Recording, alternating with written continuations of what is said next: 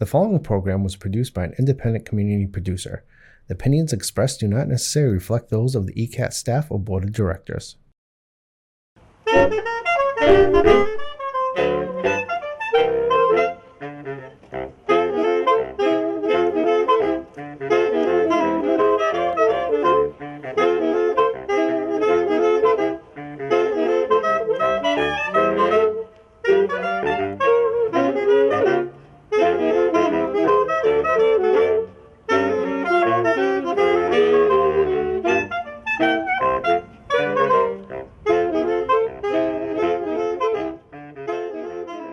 Books, my books. Have you guys ever made a book? Cecilia, have you ever made a book? Have you? Tell me about it. I want to make a book because I want to go home and read a book. Well, I have to tell you, I couldn't read when I was 4 years old. I didn't read until first grade, and back in the old days, that's kind of when it all happened. But you guys are so much ahead of the crowd. But I think that would be a fun thing for us to talk about. I'll tell you about the books I write. We can talk about the books you could write. This is my newest book, but I have to tell you, if you've seen this book in the library, this is a book that I wrote that was inspired by a dog I met in North Easton. Do you guys know who Ed Hands is? I saw him at over in the, what do we call that pretty area by the mansion? Sheep pasture. Sheep pasture. I saw him and he was like pushing a dog on a swing and he was doing all these fun things with his dog. And he was an older man with a big dog. And he says, my dog is very sick and I want the dog to do some fun things before the dog, goes on to his next adventure. And so I stole his idea and I made Ed a little girl and I made his big dog, or his little dog, a big dog.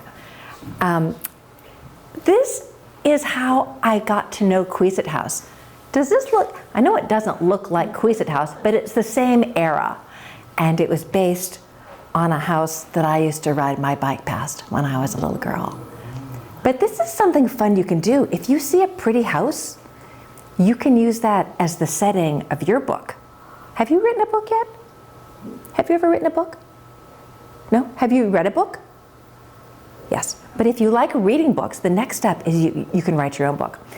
So sometimes I start with settings.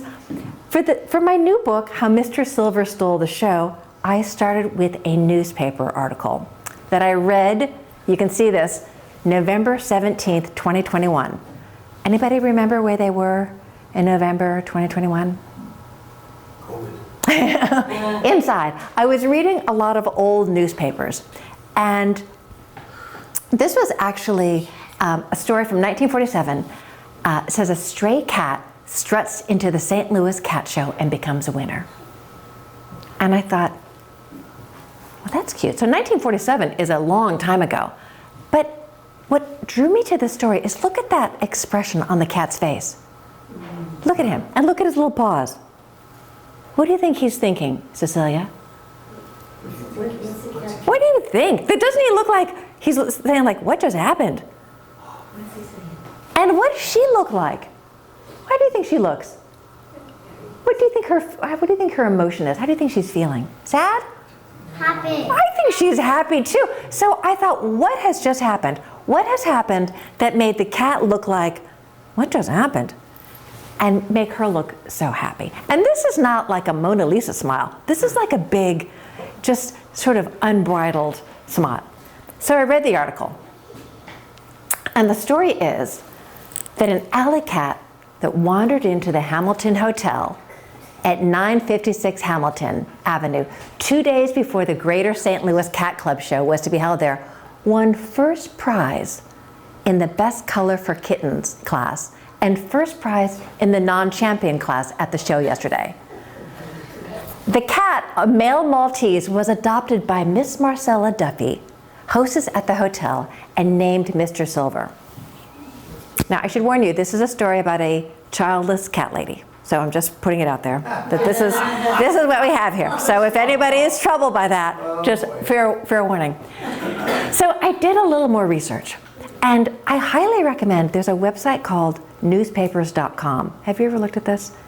You can look up you can search by name, you can search by city, you can search by subject, and it pulls up newspaper articles about that. Super fun for the next pandemic. Highly recommend it.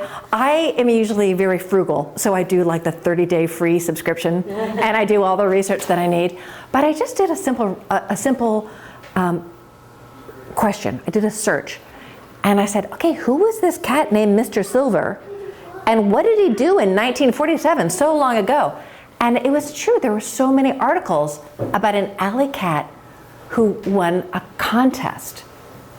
Now, I like a contest, do you? What's your first name? You. What's your first name? What's your name? Madeline. Madeline? Like the character in that story? What's your first name?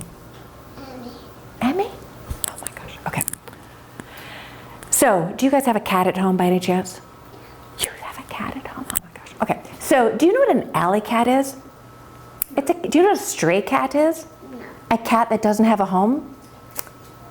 A cat who's just outside running around on his own. So this is a cat who did not have a house, but he found his way into a hotel before this big cat contest. So I was intrigued. So the other newspaper article said, no pedigree, just charm, a stray kitten. Now look at this. Mr. Silver restores faith in catocracy. Come on in, guys. We're telling a cat story. So this is where, as you can see, my technology skills are not strong. I struggle with even building a PowerPoint. But I think if you want to be a writer or an illustrator, it is really helpful to be curious. Now, my new friends, do you have a cat at home? We do not. She does. Do you have a cat at home? I have 2 cats. Oh my gosh, sit right up here in front, please. My cat lady. All right. So I started looking at this picture more closely. So the story is, what's your first name? Luna. Luna.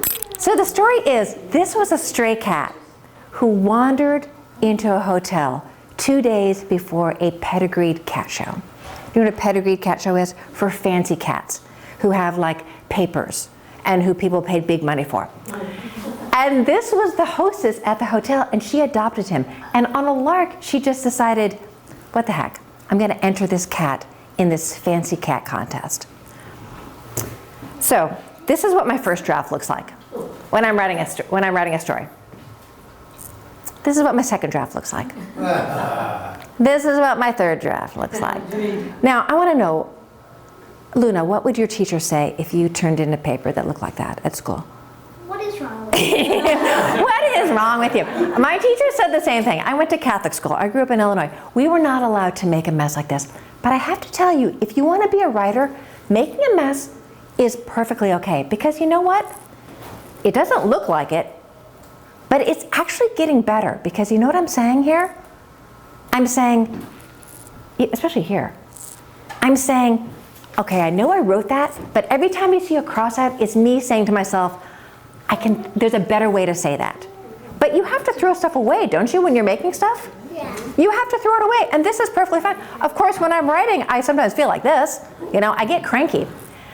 But I want to show you a trick. So Luna, what grade are you going into? I'm going into 4th. 4th grade. Okay, so this is first I want to teach you, are you going into 1st grade? Are you going into kindergarten or 1st grade? You're going into kindergarten? Yeah. Okay, perfect. And you're not in school yet, are you? Preschool. Preschool? Okay. Amy, I want you to be right here. Will you stand right here? You can go. It's okay. And Madeline, I want you to be right here. And Luna, I want you to be right here. Right in the middle, Madeline. Right here. And Cecilia, I'm going to use you right here. Okay, we've got our whole editorial team. We have Emmy, we have Madeline, we have Cecilia, and we have Luna. Okay. So I want to show you the easy way, and then we'll get more advanced. So I need just 3 ingredients to make a story. I need a main character, and you 2 girls can confer and decide who our main character is going to be. It could be a cat, it could be a dog, it could be a rabbit, it could be a little girl, it could be a dog, it could be a talking pizza. Anything you want. So you guys figure out what the main character is. You guys can talk for a minute. You guys can talk. Cecilia, you are going to, guys, figure out what it is. You guys can talk. You can talk. You are going to come up with the problem that the character has. It could be the character is sad. The character wants a friend. The character doesn't know how to read. The character wants to be a movie star. You know what I mean? It could be something the character wants, okay? This is the hard part. This is the part I used to forget when I was your age, Cecilia. Luna, you've got the hardest part of all. You've got to send the character who has a problem on an adventure. Okay? Okay, so let's do it. I'll be your editor. You guys do all the work. I make all the money, okay? That's how publishing works. Can you guys think of a character we can make a story about? Do you guys have a favorite animal? An animal you both like? Pig. Pig. I love it. Okay, I'll be the narrator. Once there was a pig. And is the pig a girl or a boy? Does it matter? Girl. Girl, okay. Is she an old pig or is she a young pig? Young. Okay. A young pig. Does she live in a petting zoo or does she live on a farm? Where does she live? On a farm. Okay. And does she have a name? Should we just call her Little Piggy? Yeah. Okay. So once there was a little piggy, and Little Piggy lived on a farm. Does Little Piggy, is there a nice farmer who lives there? Are there some other nice animals? Yeah. Does she have enough food? Yes. It sounds like she has a pretty good life. Now, Cecilia, watch what happens when you add your ingredient. One day, Little Piggy woke up and she said, I've got a big problem. I have a nice farmer, and I have a lot of food, and I have some other animal friends, but there's one thing that's wrong with my life. What would it? What could it be? This is going to make it even more interesting. What is this? What does Little Piggy want more than anything in the world? And I have to tell you, there's no wrong answer here. We can make a story out of anything. What do you think? If you were a little piggy, what would you want to do? Feed food for the piggies. Does she want more food? She wants more food for the piggies? I like it. I like it. So she's like still hungry and she sees the other pigs, they get fed, but maybe it's not enough. Okay, so we have a character who has a problem. What is Little Piggy going to do about it? What do you think? What is she going to do? Where would she go to get more food? McDonald's. I love it. Oh, maybe she's seen a billboard by the farm that says like, is McDonald's Big Mac? Maybe she really wants a Big Mac? Yeah. Okay. So she goes to McDonald's and she says, and how many pigs does she live with? Like, how many other pigs? I'm trying to figure out what her order's going to be. She can have 2. 2 other pigs? Okay, so there are 3 pigs. So what is she going to order? 3 Big Macs and fries. 3 Big Macs. 3 order of fries. What are they going to have to drink? Root beer. 3 root beers and 3 apple pies. Apple pies. Do they sell apple pies anymore? This is the old days. McDonald's used to have little apple pies.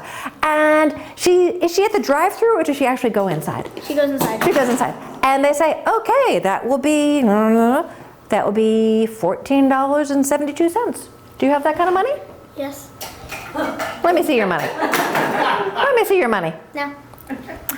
And they say, and the woman who's working at McDonald's says, oh, come on, that's not money, that's just straw. Get out of here. And Little Piggy says, but I really want some food. I really want a Big Mac. What could happen next? She goes back home and she eats the straw. She goes back home and she eats the straw and she says, this wasn't very delicious. And the next day she goes back to McDonald's and she says, I want 3 Big Macs, 3 order of fries, 3 root beers. She can have 3 French fries. And French fries, yes. And the woman is there again and she says, I know you don't have any money because you're a pig who lives on a farm, but would you like to work here for one day? And I will pay you $14 and then you could have the food you want? Yes. Okay, now it's getting good. Now this pig has a job. And so what could happen next? Let her get into a little bit of trouble. She didn't get one of the orders right and she got fired. And perfect. I love it. You've got to keep throwing problems. And so the woman says, look, I was trying to help you out because I know you wanted a Big Mac, but this is not working. You got to get out of here. And just as the little piggy is starting to leave, a robber comes into McDonald's and says to the woman, give me all your Big Macs. Give me all the French fries. Give me all the root beer. For free. For free, just give it to me. Give me all the money, give me the cash register. And the woman said, the manager starts to give him. And I forgot to tell you, little piggy is a biter. And what do you think little piggy might do? Bite. Little piggy bites the robber, and the robber runs out. And now the woman, the manager at McDonald's says, oh my gosh, little piggy, thank you so much, you saved the day. How can I possibly thank you? Well, what would little piggy like? She would like her food. I want some Big Mac, I want French fries, I want root beer, I want apple pie. And the manager says, little piggy, you were so heroic. Would you like to come to McDonald's every Friday and get that order, pick it up and take it back to your friends? Yes. Now guys, that's a simple story, but it kind of works, doesn't it? We start with a character, we add a problem. This part was really important, wasn't it? Because if the piggy didn't have a problem, the story wouldn't work. And then the adventure, this is the hard part. You got to do a lot of work here. Well done, guys, have a seat. Have a seat. This is what I do every time when I'm writing a book, especially a picture book, where a picture book really is one character, one problem, one adventure. I don't think of it, I put you in a straight line. When I'm writing a book, I think of it more as a circle. So I start with the main character, and then I add the problem right away. Now, I have to say, Luna, when I was your age and writing books, I was a nice girl like you are, and I didn't want anybody to have a problem. So I'd never put problems in my books, and guess what? My books were very boring. And they got thrown in the garbage by a lot of people. But this is essential. In Hollywood, they call this the want. What does your main character want? And then this is the journey. This is the adventure, right? Most of the story is going to be, the journey is going to go all the way around here. Halfway through a classic story, I usually add a big decision. This would be when Little Piggy got the job, right? Little Piggy gets a job at McDonald's. And then the journey continues, and Little Piggy is working at McDonald's, and he got the order wrong, and oh no, he's gonna get fired. But oh no, that's when we bring the robber in. We need that oh no moment, right? And Little Piggy bit the robber, and then we get this aha. So this is how I started doing the story about Mr. Silver, the cat. I did some research about the hotel where Mr. Silver was a stray. He was a stray in the alley behind this hotel. And I start early on with a picture book, I start thinking about titles. I had a book called Stay, so I thought, oh, will this be Stray, a cat, a contest, an unexpected hotel guest? Okay, too many words. Mr. Silver for the win. Mr. Silver takes the gold. Mr. Silver steals the show. When Mr. Silver stole the show. And then how Mr. Silver stole the show. It takes me probably 6 or 7 or 8, but I like the repeat of the OW. And also, it's blue ribbons. I didn't want to confuse it with the gold and the. My sister, who is my illustrator, starts drawing sketches early on. Now you'll notice she doesn't start with color. When you're drawing, do you start with color right away, or do you start with just a line? Do you start with color? That's fun to do, but you know how when I'm writing a story, I'm trying to figure out what the circle is, like the bones of the story. My sister does the same thing. She's trying to figure out kind of the skeleton of the image. So I want to scoot over here and read it to you. And as I'm reading it, I want to see if you guys can see the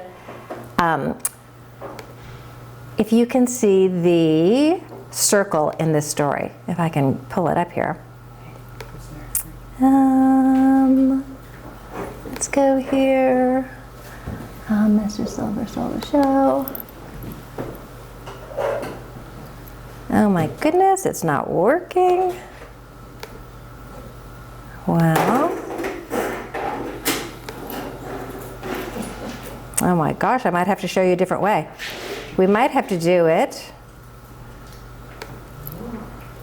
Seems to be locked up here.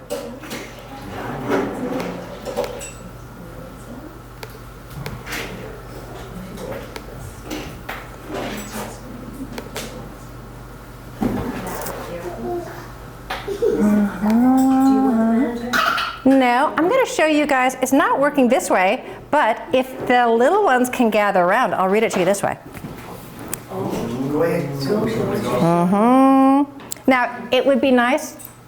Oh, let me try it this way. It would be nice if I had copies of the real book.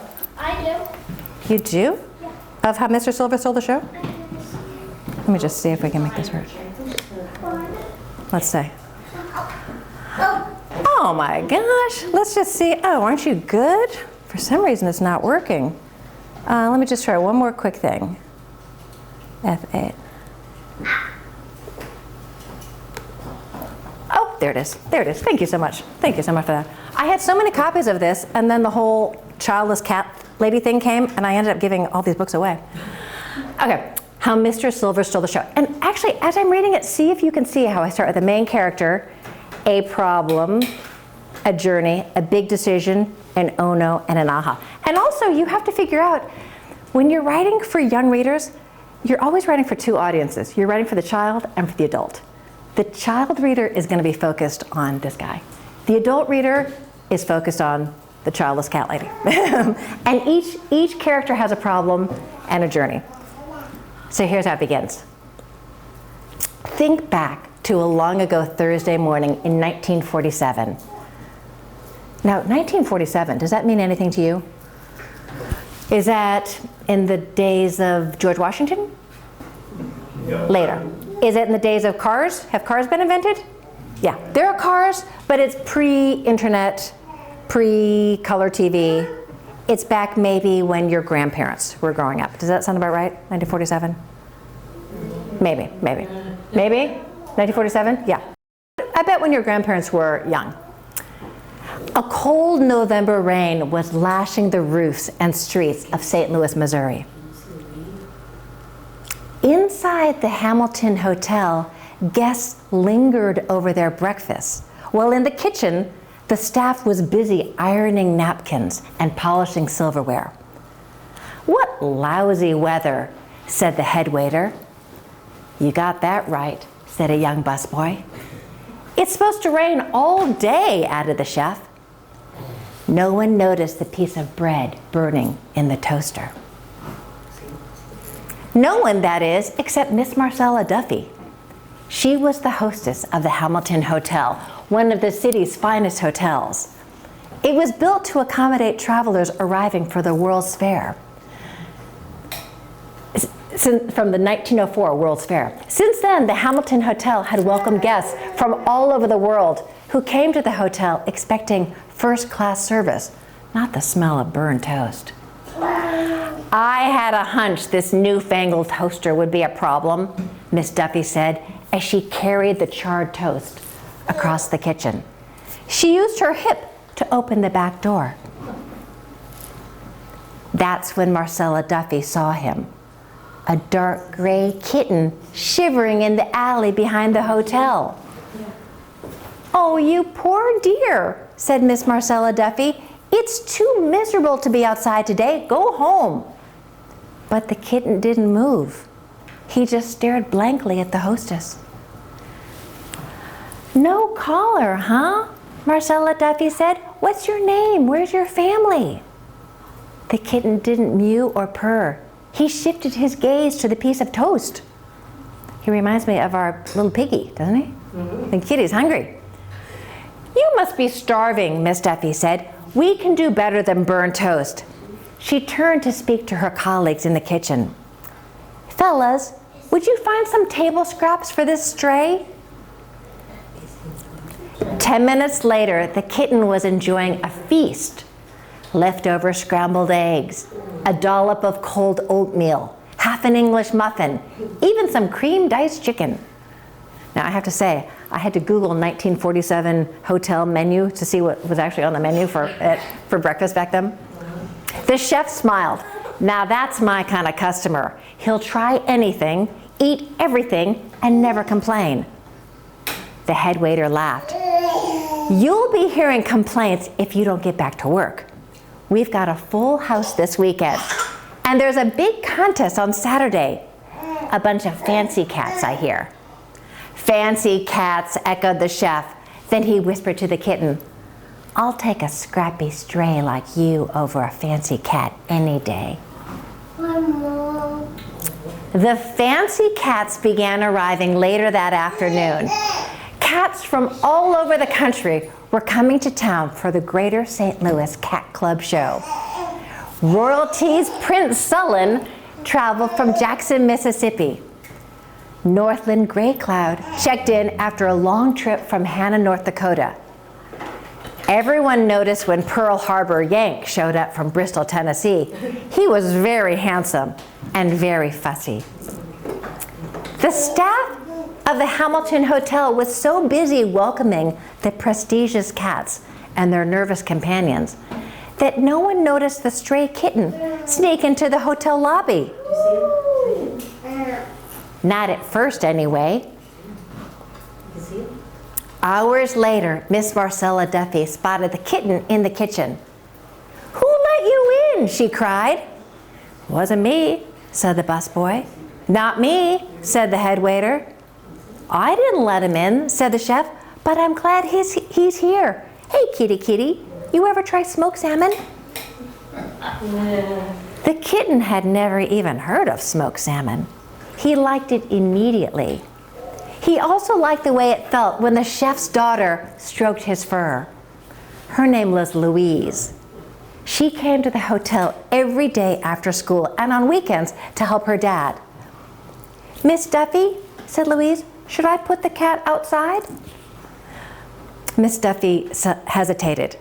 Yes, no, my goodness, it's still raining. Let him stay inside. I'm sure he won't disturb the guests. The next day was Friday. Many of the fancy cats spent the day being groomed. Other cats rested.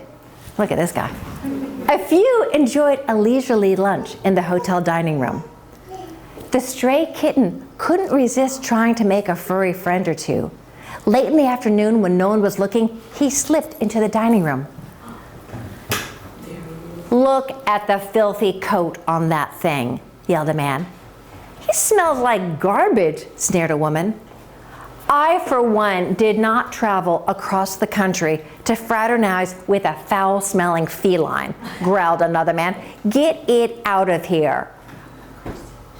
They're being so mean, aren't they?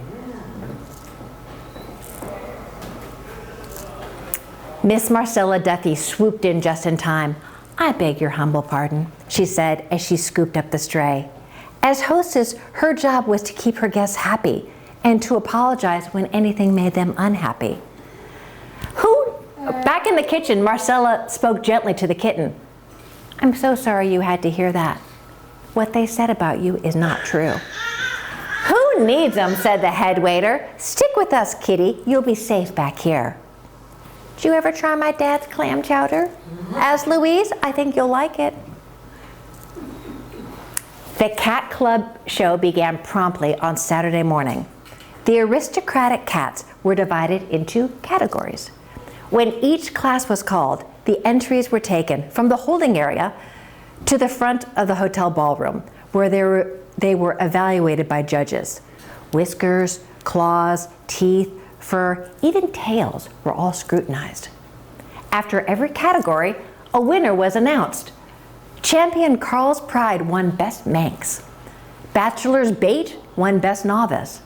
And Pearl Harbor Yank, he was awarded 3 blue ribbons: Best Champion, Best American Bred Cat, and Best in Show. At the end of the day, only 2 blue ribbons were left. What happened next is a mystery. Maybe it was the late hour. Maybe it was because it had been a long and exhausting day. Or maybe it was because she simply knew it was the right thing to do. For whatever reason, Miss Marcella Duffy saw in those 2 remaining blue ribbons a chance.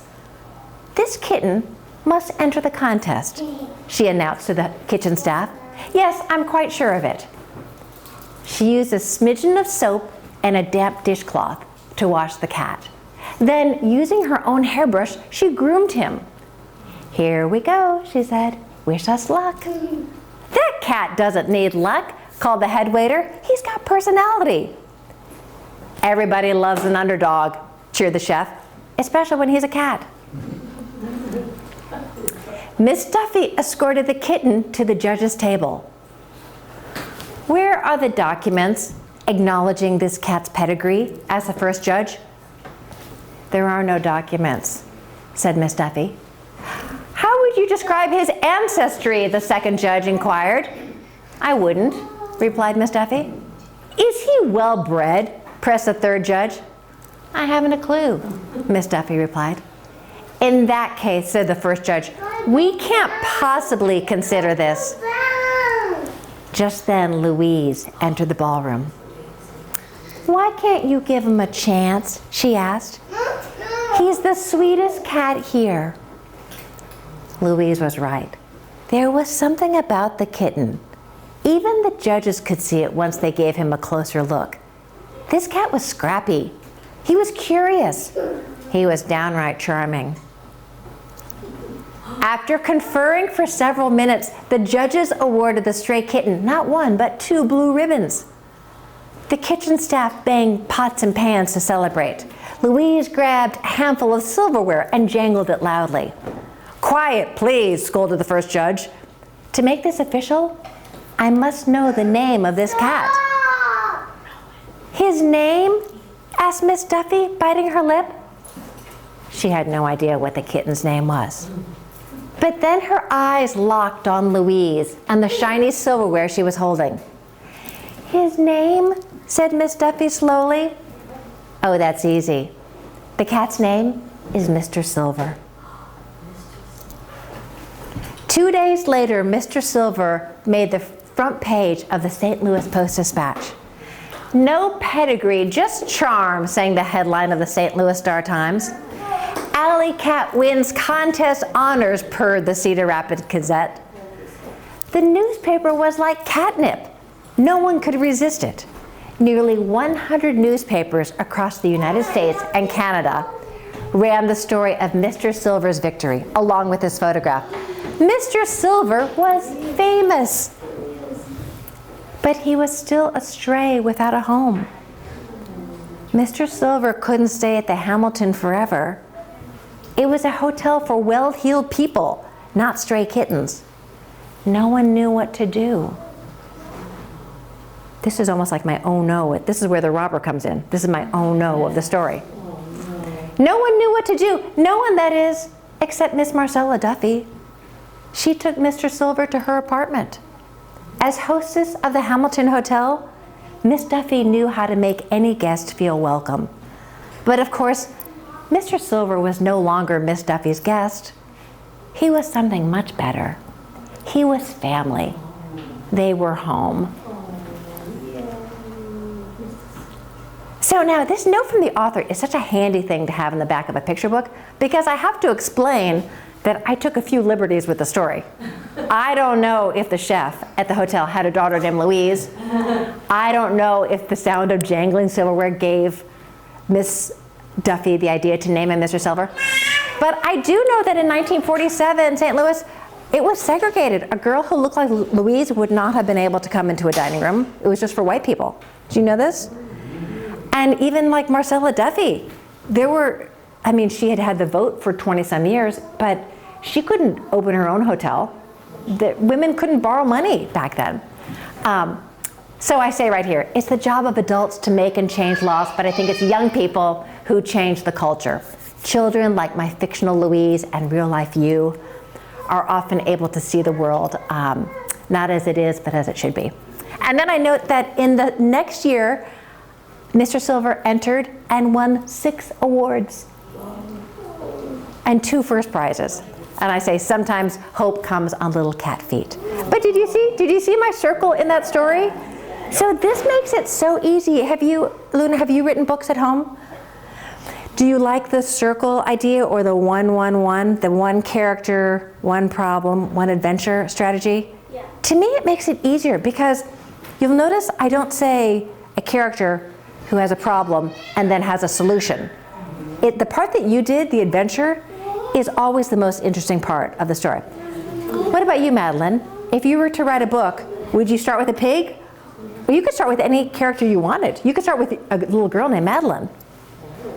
And then be like, oh, what would be, was there's a girl who was afraid of the dark, or who really wanted her parents to give her a horse. You know what I mean? And then you could write about the adventure. Super, super fun thing. Cecilia, what about you? Do you want to come up and do all the parts? Come on, I'll help you. The fun thing about being a writer is you get to do all these pieces yourself. So let's just start at the beginning. Start here. Do you want to be the narrator or shall I? The character. Okay, but I'll be the narrator and you're gonna give me the character and we'll build the story. So once there was what should we start with? First, we need to start with a cow. A cow. Once there was a cow whose name was... He will name his Bella. Oh, is it a he or she? Or does it matter? Bella? She named her a she. She's a she. Is she old? Is she an old cow who walks with a cane? Or is she a little cow? She's a little cow. Okay, maybe she's a calf named Bella. And Bella lives city or country? In a country. In the country. Does she have a nice family? Yeah. Does she have a lot of friends? Yep. Does she have enough food? But one day she wakes up and she says, I know I've got a lot of nice things, but there's something I really want. It might be fun if she wanted a friend, wouldn't it? She can have a lot of friends. Does she have enough friends? Does she want like a best friend? Sometimes that's a good story. Or is there something else she might want? You like a best friend? Yeah. Okay, so here comes her adventure. Well, I know what she's looking for, a best friend. So she goes up to the horse and she says, hi, I'm Bella. I'm just a little calf and I'd like a great big best friend. Would you like to be my best friend? Now wait, if the horse says yes, our story's over. So let's keep going. What if the horse says, no? No. You're too little. I'm big. I have a nice fluffy tail. You don't have a tail. I don't want to be friends. We can do that. Okay, and then she gives him. Then Bella goes over and she sees, who else would she see on the farm? She can see, she can see a cow. She can see a cow? Okay. And she sees, maybe it's a big bull? What do you think about that? And Bella says, I know I'm just a little calf, but I'd like a nice best friend. Would you like to be my friend? And the bull says, I don't think so. I'm 10 years old and you're only 1 year old. I can't be friends. We can do a ducky. Oh, a duck. So she goes, she's feeling very sad because she doesn't have a friend. So she walks over. Emmy, will you be the little ducky? Be a cute little ducky. Come be a ducky. Quack, quack, quack, quack, quack, quack, quack. And Bella the calf comes over to the duck and says, what would Bella say? She can stay, she can go and eat some food. Yeah, and she says, well, little ducky, would you like to be my friend and have some food with me and we could have a little play date? What would the duck say? Up to you. Yes or no? Okay, this is a tough story. So then, oh no, you know how we could make it if we want to throw in an oh-no? What if the little calf, it's late, and the calf comes up, and the calf has never seen this animal before, but it's gray, and it has a snout, and it goes, how does it go?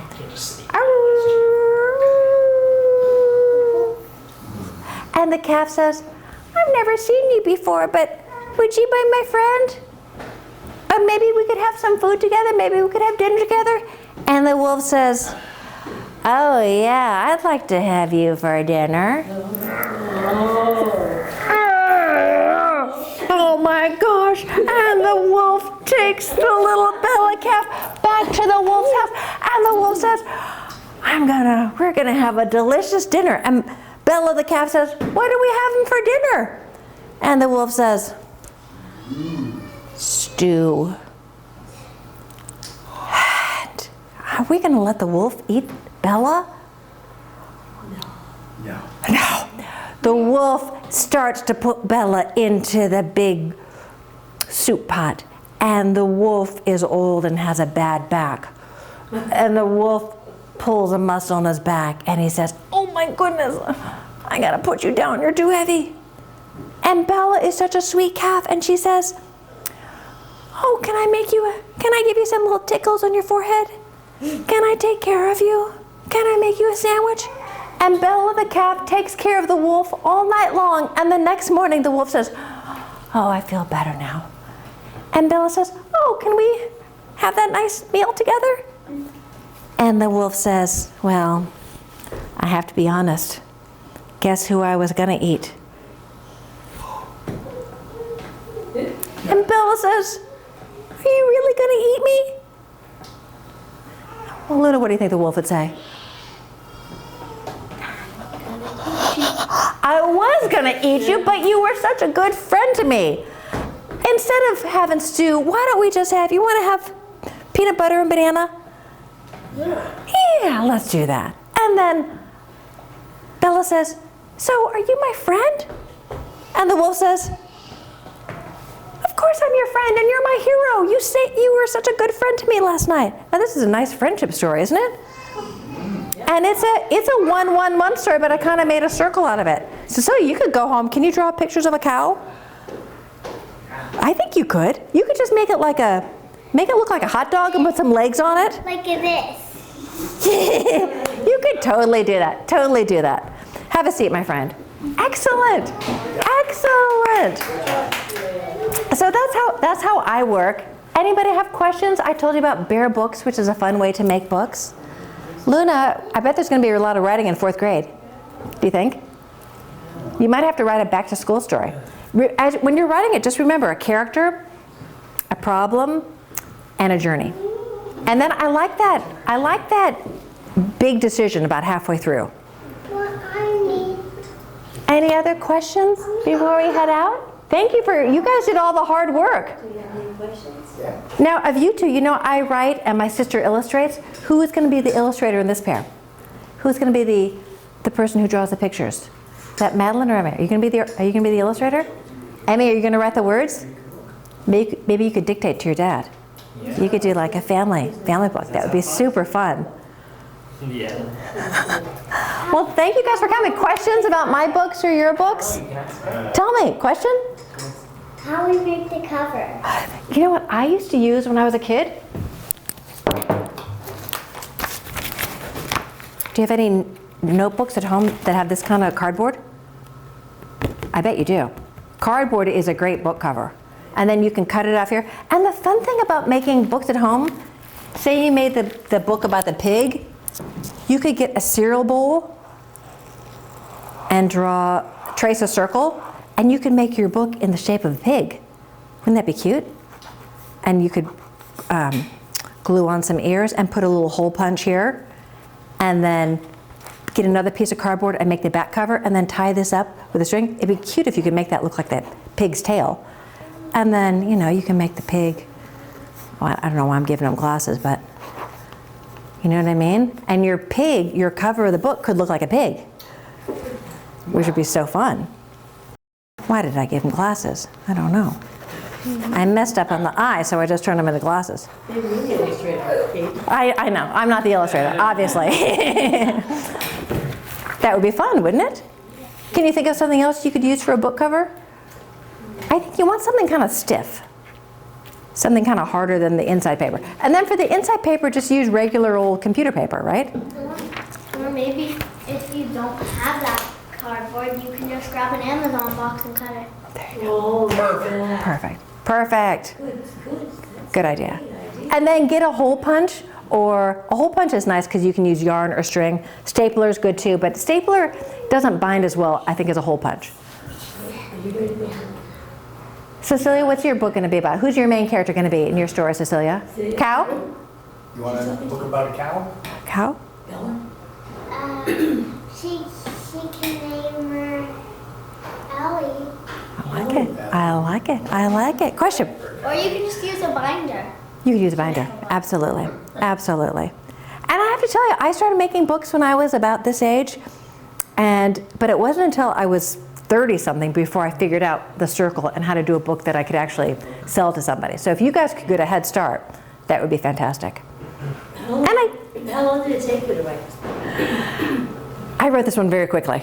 And then I spent about a year rewriting because I'm always, when I see Sarah's illustrations, I notice that I'm always trying to get rid of as many words as I can. So it's always longer when I write the first drafts. Picture books are the ones that celebrities write because there aren't many words and they seem easier. Picture books are hard for me because you have to tell a story that evokes an emotion and you only have about 1,000 words. To me, it's much easier to write 30,000 words and I can really get a lot of characters in. What kind of books do the little ones like? This one. Oh. Anything right now. I think just because it's me reading it. Exactly. Just happy and as long as there's excitement in my Yes. Maurice Sendak used, when parents would come through and say, "Oh, my son or daughter loves this book," Maurice Sendak would always say, "Your child would love the phone book if you read it to them." It's the reading together. Yes. Have you brought the child to the library? Oh yeah, we're really Frequent flyers. She's good, isn't she? Oh yes. No, Hannah. She's very good. Yeah. She's excellent. It's such a leg up if you have someone who's a enthusiastic reader. I mean, it makes life so much easier. It makes school easier. Yeah. It makes everything easier and more fun too, I think. I love it. Yes. So your sister is drawing also. So do you write it first and then she draws it, or do you have it in mind and tell her what she has to draw, or does she draw it? I like to have it pretty well. The page turns in a picture book become part of the story. It's part of the pacing. So some illustrators just get the whole Word document and they divide it up. But I'm a bit of a control freak. I give her page 2 to 3, this, and then I tell her what I envision. But she takes everything to another level. And she did a lot of research about what 1947 looked like. Just in terms of appliances and vibe. I had to tell her at one point, where is it, that St. Louis doesn't have, she lives in California, so she was giving me kind of California looking trees. We don't have a lot of trees that look like this in Missouri, but that's okay. That's okay. She's always going for more of a vibe. You can take certain liberties. But I have to say, she didn't take real art classes until she got out of college. She was a history major, but my parents wanted her to have a liberal arts education. But she was always the kid in 4th grade who would find her favorite book and then get tracing paper and trace over it. Do you ever do that?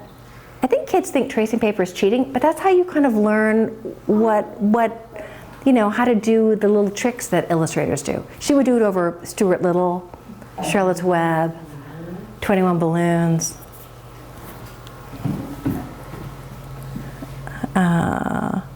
What else? Questions?